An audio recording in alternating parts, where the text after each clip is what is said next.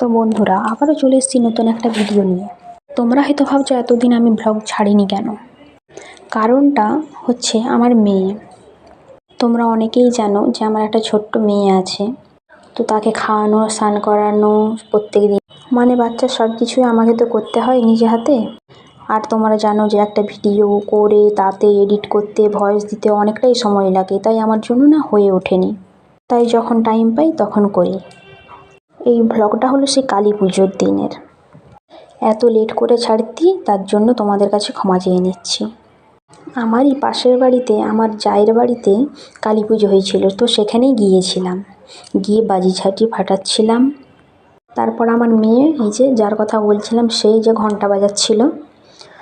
সেখানে পুজো হয়ে যাওয়ার পর খাবার ভিডিও কিন্তু আর করা হয়নি, একবারে ঘরে চলে এসেছি। আর আমার এই ভিডিওটা এই পর্যন্তই। তোমাদের কেমন লাগলো অবশ্যই জানিও। টাটা।